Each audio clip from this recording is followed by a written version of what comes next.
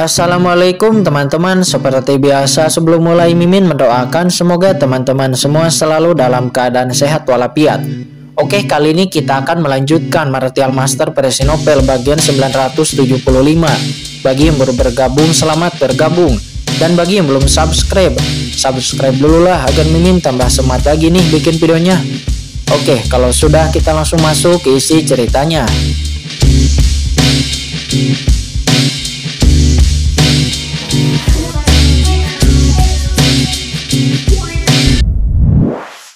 Ahli yang mulia iblis muncul di lautan pasang surut dan segera bergegas ke sana. Mereka berdua bergegas dengan panik bahkan tanpa sempat memeriksa beritanya. Jadi mereka tidak tahu apa yang terjadi di sini sebelumnya.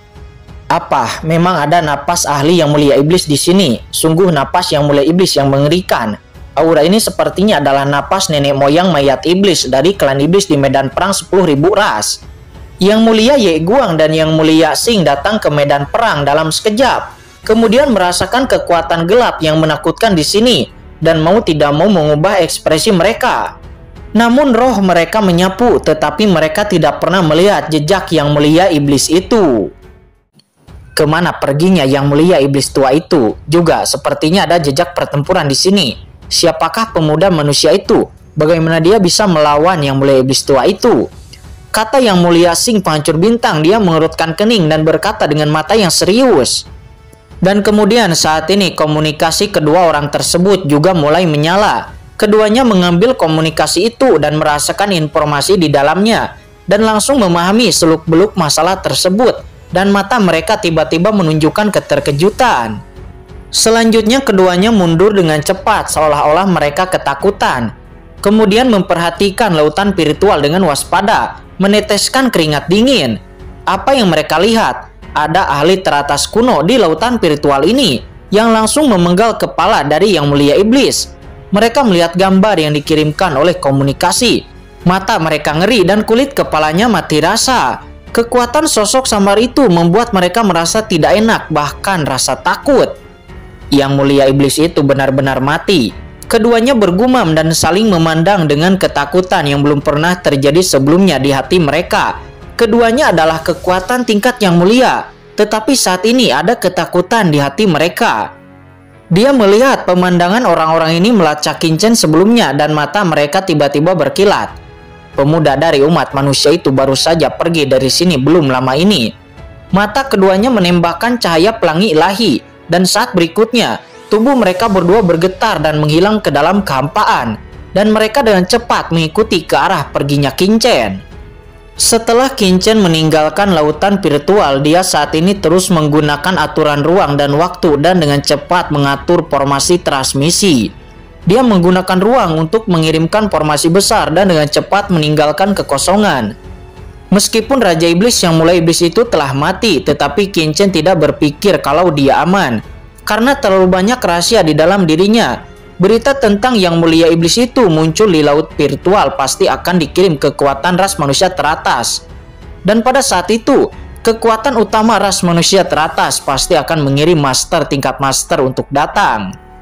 Dan juga karena terlalu banyak rahasia di dalam dirinya, yang mulia iblis itu dapat muncul di lautan pasang surut. Ini sangatlah aneh.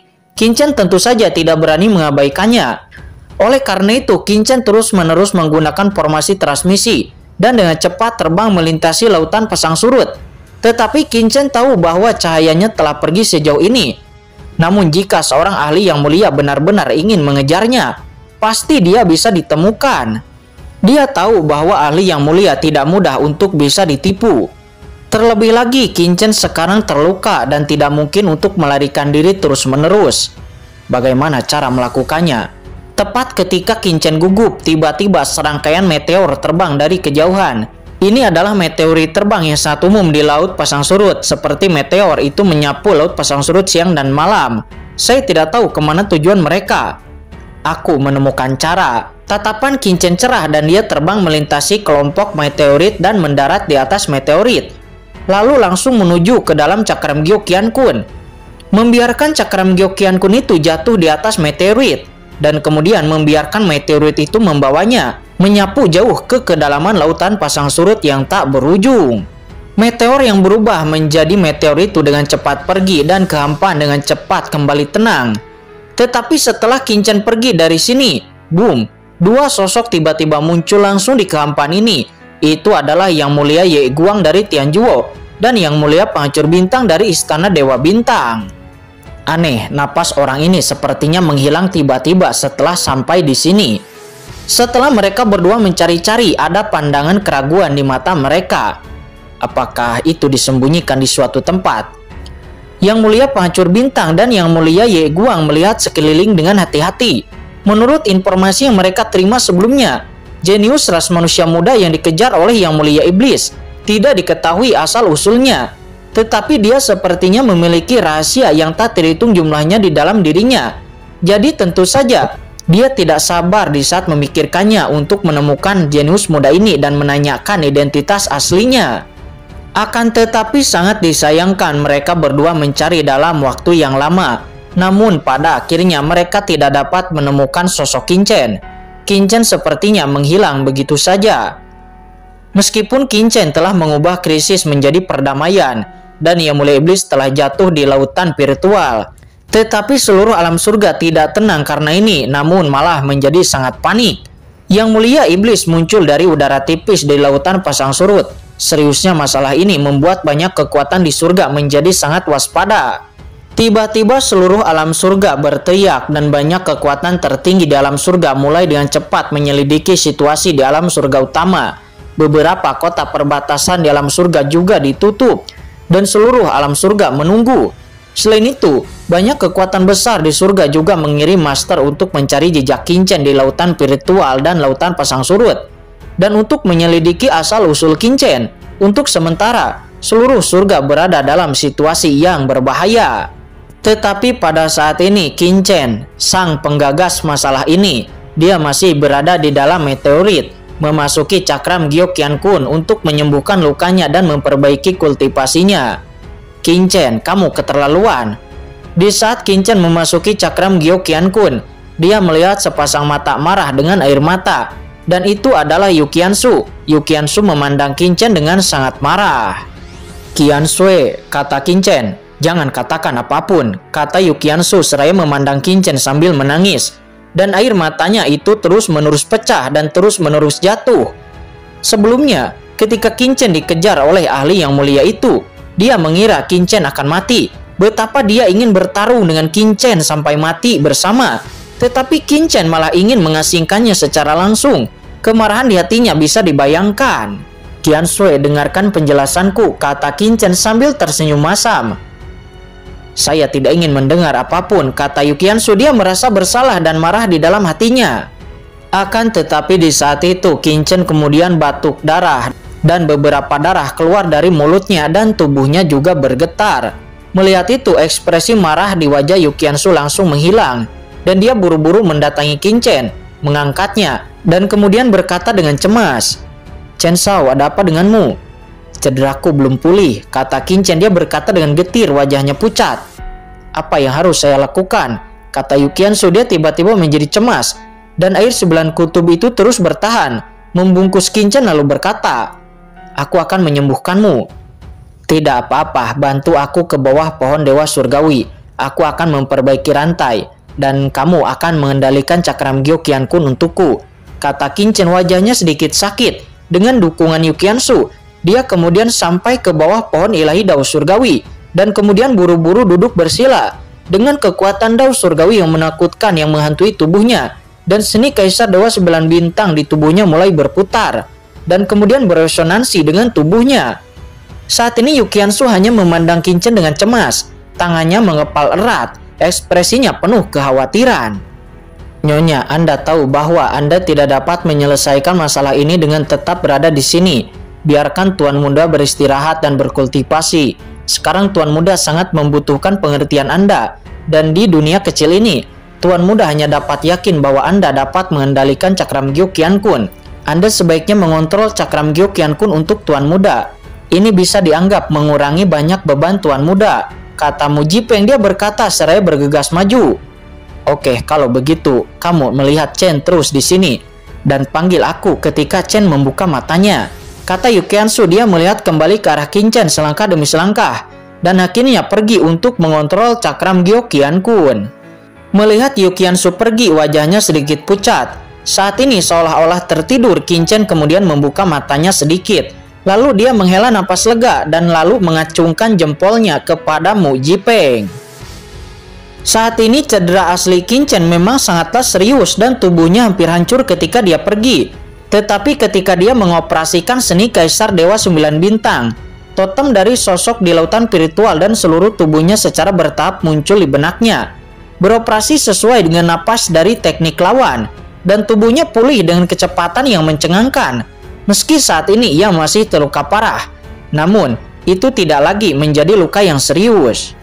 Masih belum cukup, kata Kinchen. Dia merasa saat ini kekuatannya masihlah tidak cukup. Kali ini cederanya terlalu serius. Tidak hanya tubuhnya yang rusak, bahkan jiwanya pun rusak parah. Untungnya Kinchen lolos dengan selamat, dan dia benar-benar memperoleh metode kultivasi sebenarnya dari teknik Kaisar Dewa 9 Bintang. Kinchen merasa bahwa seni Kaisar Dewa 9 Bintang yang dia kuasai saat ini hanyalah bulu, tetapi kekuatan totem-totem sebelumnya jelas merupakan metode kultivasi yang sebenarnya dari seni Kaisar Dewa 9 Bintang. Namun Kinchen terluka parah sekarang dan tidak punya banyak waktu untuk mempelajari metode totem Kaisar Dewa 9 Bintang. Selanjutnya dengan percepatan kekuatan waktu, 3 hari kemudian, yaitu setara dengan 5 bulan di dalam cakram Gyo Qiankun, cedera Kinchen telah berkurang banyak, tetapi hanya sekitar 30% lebih baik. Kali ini cederanya terlalu serius, dan Kinchen merasa bahwa tanpa perbaikan beberapa tahun dia mungkin tidak dapat kembali ke puncaknya. Untungnya Kinchen bisa mempercepat waktu, tetapi sebelum itu dia harus mengatur hal-hal lain. Oleh karena itu, setelah cederanya sedikit membaik, Kinchen segera memanggil Master Sekte Raja dan yang lainnya, dan meminta mereka untuk meninggalkan cakram Gyo Qiankun dan kembali ke sekte masing-masing. Chen Shao, apa yang kamu lakukan? Kata Yukiansu. Setelah sekian lama, kemarahan Yukiansu juga telah banyak menghilang. Dan setelah mendengar perintah Kinchen, dia tidak bisa menahan keterkejutannya. Bukankah dengan melepaskan Master Sekte Raja dan yang lainnya itu akan sangat berbahaya? Akan tetapi Kinchen menjelaskan rencananya dan Yukiansu pun akhirnya mengerti. Tujuan Kinchen ingin menghubungkan seluruh Laut Pasang Surut dengan kota Dongguang dan Papilun Cendi melalui Master Sekte Raja dan yang lainnya, itu untuk membentuk sebuah aliansi kekuatan yang sangat besar. Selanjutnya di bawah pengaturan Kinchen, Master Sekte Raja dan yang lainnya dengan cepat meninggalkan cakram Gyo Qiankun dan kembali ke pasukan mereka sendiri. Meskipun Kinchen juga tahu bahwa dia mengambil beberapa risiko dalam tindakan ini, tetapi ini adalah cara untuk memaksimalkan keuntungan. Master Sekte Raja telah memasukkan kekuatan asli Pohon Iblis dari 10.000 alam ke dalam tubuh mereka. Itu bukan langsung diperbudak oleh jiwa Kinchen. Kinchen percaya bahwa meskipun ahli yang mulia yang melihatnya, mustahil untuk melihat petunjuknya. Dengan ini, meskipun orang-orang dari beberapa kekuatan besar meragukannya, mereka tidak akan dapat menemukan masalahnya. Dan juga di belakang bandit pasang surut, sebenarnya ada kekuatan besar di surga yang mendukung mereka, terus-menerus membuat pengakuan. Jadi Kinchen tidak mengkhawatirkan keselamatan mereka. Selama mereka bisa bersembunyi dengan aman, Kinchen setara dengan memiliki tangan gelap di Laut Pasang Surut ini, dan dia bisa melakukan lebih banyak hal. Setelah Master Sekte Raja pergi, Kinchen terus menyembuhkan dan mundur di dalam cakram Gyo Qiankun. Luka-lukanya sangat serius, untungnya dia menerima warisan yang mulia racun surgawi, dan dia juga memperoleh pohon dewa jalan surgawi. Dia duduk di bawah pohon jalan dewa surgawi. Kinchen menyerap aura surga yang tak ada habisnya, dan juga menjalankan seni Kaisar Dewa 9 Bintang, dan luka-lukanya terus-menerus sembuh. 3 tahun kemudian, luka Kinchen akhirnya sembuh. 3 tahun di dalam cakram Gyo Qiankun itu hanya setara dengan sebulan di dunia luar. Selanjutnya Kinchen tidak membuang waktu tetapi terus berlutut di dalam cakram Gyo Qiankun. Dia merasakan kekuatan totem itu. Kinchen baru tahu sekarang bahwa kekuatannya sendiri masihlah sangat kurang. Setidaknya jarak dari ranah yang mulia terlalu besar. Menghadapi kekurangan kekuatan, yang paling dibutuhkan Kinchen saat ini adalah tetap bersikap rendah hati. Kekuatan totem dari sosok samar itu, setelah resonansi napas itu tertanam sangat dalam di benak Kinchen. Saat menjalankan seni Kaisar Dewa 9 Bintang, Qingchen merasakan dan mengingat kekuatan totem itu. 1 tahun, 2 tahun, 3 tahun. Dalam cakram Gyo Qiankun, tahun-tahun telah berlalu dan tahun-tahun tersebut terus berlalu tidak diketahui. Qingchen saat ini benar-benar tenggelam dalam kultivasi seni Kaisar Dewa 9 Bintang. Dia sepertinya telah menemukan benua baru, terintegrasi sepenuhnya ke dalamnya. Kekuatan Dao Surgawi yang dibentuk oleh pohon ilahi Dao Surgawi juga menyehatkan tubuhnya siang dan malam. Sehingga tak terasa puluhan tahun pun telah berlalu dan boom! Pada hari ini Qingchen tiba-tiba mengeluarkan aura yang sangat mengerikan. Dan tingkat kultivasinya juga tiba-tiba memasuki ranah guru suci puncak tahap tengah. Dan pada saat yang sama, bayangan totem-totem samar muncul di tubuh Qingchen. Dan boom! Totem-totem ini sangat kabur, tetapi mekar dengan cahaya yang mengerikan, tergantung di dalam cakram Gyo Qiankun dan langsung mengguncang seluruh cakram Gyo Qiankun. Tuan, kamu. Apa, Chen Shao? Yu Qianshu dan Mu Jipeng sama-sama terkejut di saat melihatnya, dan mereka berdua muncul di sini satu demi satu, menatap Qingchen dengan kaget. Mereka menyadari bahwa tubuh Qingchen sekarang ternyata adalah Kaisar Ilahi yang diringkas dari sosok samar yang dia lihat di lautan spiritual waktu itu. Ini adalah totem itu, ini terlalu menakutkan. Qingchen melayangkan cahaya totem samar-samar itu di sekujur tubuhnya. Cahaya totem itu sangat kabur, ini terlalu jauh dari totem sosok samar di lautan spiritual itu. Bahkan ini bisa dianggap sebagai bentuk yang jauh dari sempurna. Namun walaupun begitu, itu meledak dengan hembusan cahaya yang membuat Mu Jipeng merasakan jantung berdebar-debar dan tubuhnya seperti akan meledak. Mu Jipeng segera mundur, dia terengah-engah dan jiwanya sangat tertekan. Namun di samping Yu Qianshu mendesak 9 air kutub untuk menahan napas ini. Apakah ini kekuatan totem? Kata Qingchen. Dia membuka matanya dan merasakan kekuatan tubuhnya dengan tidak percaya. Kekuatan ini sangatlah aneh, sangat berbeda dengan kekuatan hukum langit. Itu seperti sesuatu yang benar-benar baru. Itu agak mirip dengan kekuatan kegelapan. Sedangkan kekuatan kegelapan sendiri merupakan kekuatan yang disalurkan dari luar langit, sehingga dapat ditolak oleh kekuatan langit. Namun kekuatan totem ini, itu nampaknya merupakan kekuatan yang sangat berbeda dengan langit. Itu sepertinya berada di atas hukum langit. Ini terlalu kuat. Terlalu kuat. Tidak heran jika sosok samar itu bisa dengan mudah menghancurkan Yang Mulia Iblis. Bahkan kekuatan kegelapan Yang Mulia Iblis itu pun tidak takut. Karena ini ternyata adalah kekuatan yang tidak kalah dengan kekuatan kegelapan. Dan ini juga pertama kalinya Qingchen melihat kekuatan seperti ini. Sejauh ini, selain kekuatan guntur milik Qingchen yang tidak takut dengan kekuatan kegelapan, kekuatan totem ini merupakan kekuatan kedua yang tidak takut pada kekuatan kegelapan. Namun di saat itu, boom, tiba-tiba tubuh Qingchen bergetar, kekuatan totem bergetar hebat, dan kemudian hancur seketika. Lalu Qingchen memuntahkan seteguk darah, dan cahaya totem yang menghantuinya langsung menghilang. Chen Shao, Yu Qianshu dan Mu Jipeng terbang dengan cemas. Saya baik-baik saja, kata Qingchen. Dia menggelengkan kepalanya, tetapi hatinya sangat bersemangat. Kekuatan totem ini begitu kuat, sehingga dengan kekuatannya saat ini, Qingchen hanya dapat mempertahankannya untuk sesaat. Tetapi dengan peningkatan basis kultivasi, dan juga dengan pemahaman peningkatan tentang seni Kaisar Dewa 9 Bintang, Qingchen yakin di masa depan, dia dapat menampilkan kekuatan totem ini lebih lama lagi. Dan saat itu tiba, Qingchen akan memiliki jurus pembunuh lainnya.